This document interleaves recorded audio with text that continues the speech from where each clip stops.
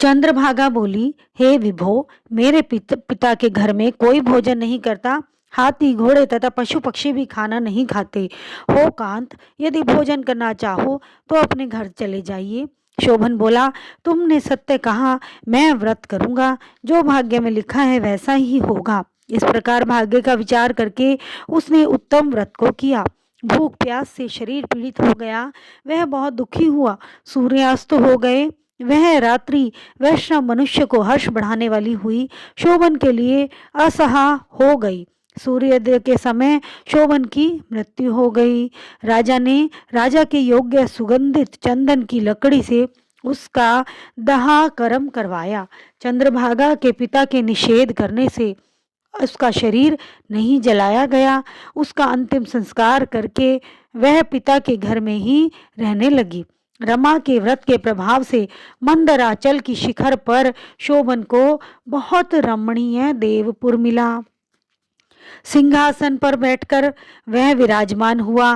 श्वेत छत्र और चंवर प्राप्त हुए। किरीट, हार, बाजूबंद, इससे वह सुशोभित हो रहा था। गंधर्व और अप्सरा उसकी सेवा करने लगी। वहां शोभन दूसरे इंद्र की तरह शोभा को प्राप्त हुआ।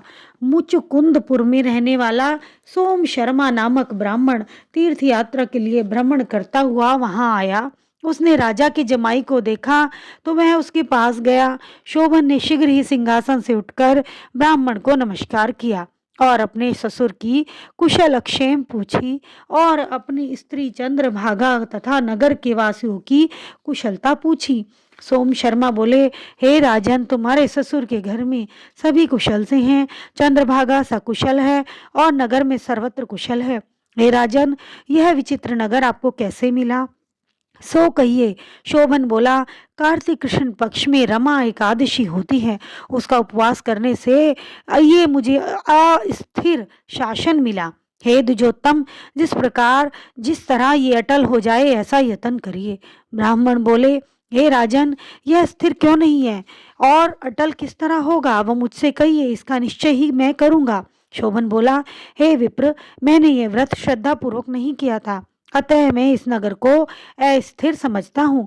चंद्रभागा से ये वृतांत कहिएगा, तब वह मुझे नगर स्थिर हो जाएगा। ये बात सुनकर, उस श्रेष्ठ ब्राह्मण का वचन सुनकर चंद्रभागा आश्चर्यचकित और प्रफुल्लित हो गई।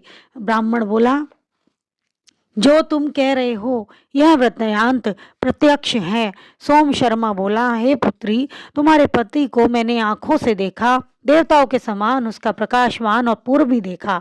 उसने उसको अस्थिर बताया। उसकी अटल होने का कोई उपाय करो। चंद्रभागा बोली, विप्रवर, उसके पति के दर्शन की अत्यधिक अभिलाषा है, अतः क्या आप मुझे वहां ले चलेंगे?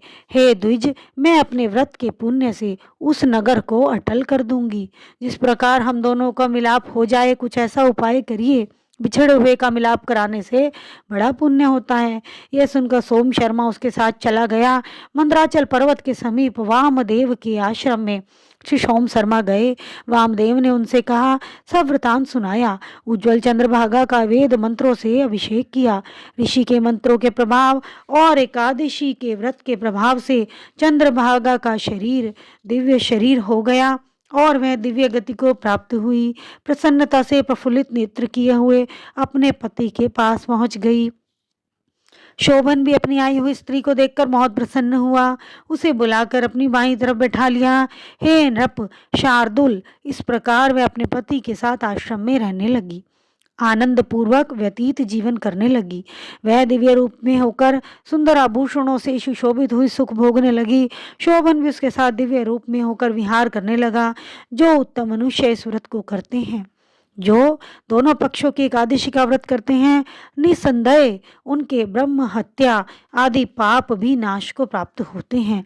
जैसी एकादशी शुक्ल पक्ष की है, वैसे ही कृष्ण पक्ष की है।